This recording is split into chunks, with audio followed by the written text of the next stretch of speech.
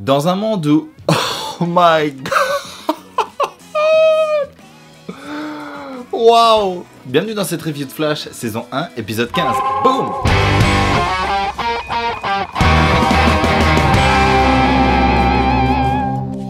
Donc l'histoire principale de cet épisode est celle du Wither Wizard, ou pour les mots anglais d'entre vous, le sorcier de la météo. Mais bon, on est d'accord que c'est toujours moins sexy en français. Quelque chose que j'apprécie depuis toujours, c'est le fait que Cisco trouve des surnoms aux personnages pour faire directement le lien avec les vrais noms des méchants dans le comics. Et qu'est-ce que c'est bon. Personnellement, j'adore ça. Donc ce dernier est à la recherche de l'assassin de son frère, et très vite il découvre que c'est Joe, et il décide donc de se venger. Donc l'épisode commence avec la découverte des origines des frères Mardon et comment ils ont réussi à obtenir leur pouvoir. Flash arrive sur les lieux du crime et une situation très étrange lui arrive et on peut découvrir le premier time travel que l'on attend depuis très longtemps. Il découvre donc un double de lui et commence à se poser de nombreuses questions. Wither Wizard retrouve la trace de Joe, malheureusement pour lui Barry était là pour le sauver.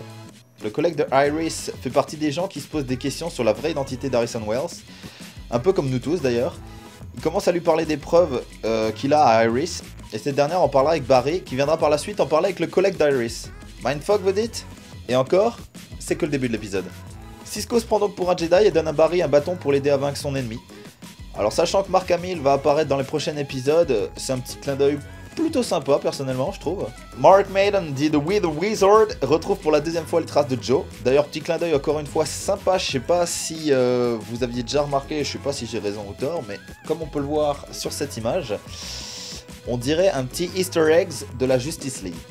Après, je dis peut-être n'importe quoi, mais j'ai l'impression.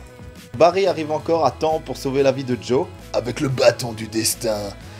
Et le Wizard qui s'enfuit sans que personne ne fasse rien, évidemment. Là oui, parce que bon, je veux dire, on était dans un commissariat rempli de policiers. Je veux dire, s'enfuir, c'est facile, je vois pas où est le problème. Donc Cisco demande à Caitlin de tenir Wells à l'écart et découvre que le Reverse Flash qu'il pensait avoir capturé était en fait un hologramme. C'est là que Wells arrive à Star Labs pour avouer sa vraie identité à Cisco. On apprend donc que ce dernier est Eobard Town, qui vient du 25e siècle, donc du futur pour ceux qui l'auraient pas compris, et qu'il est bloqué dans le passé, et que la vitesse de Barry est la clé pour qu'il puisse retourner dans son époque. Donc comme Cisco connaît la vérité, il décide de le tuer, un peu à la manière des comics. Ce qui est plutôt pas mal, moi je trouve personnellement. Alors pour ceux qui l'attendaient, Barry embrasse enfin Iris et il dévoile dans la foulée son identité. Donc le Wizard décide après avoir capturé Joe de créer un tsunami pour anéantir la ville. Flash, pour contrer cette attaque, doit créer un mur de vent et courir à une vitesse qu'il n'a jamais atteint auparavant. Donc en faisant ça, Flash revient encore une fois dans le passé et voit encore une fois une image de lui, la même qu'au début, mais cette fois-ci dans l'autre sens. Ça vous semble fou? Vous avez rien compris? Vous pleurez encore la mort de Cisco? Aucun problème, je suis là.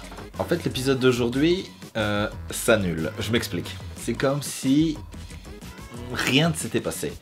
En fait, au tout début de l'épisode, on peut voir Flash qui va tellement vite, il franchit il fait un genre de time travel. Il voyage dans le temps, ok? Et il voit son lui.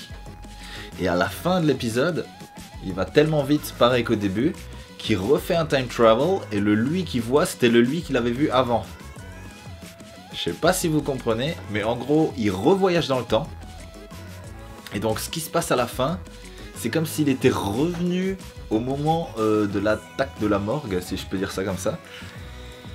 Et donc en gros c'est une réalité différente. Et donc ce qui s'est passé dans cet épisode existe, mais n'existera plus normalement.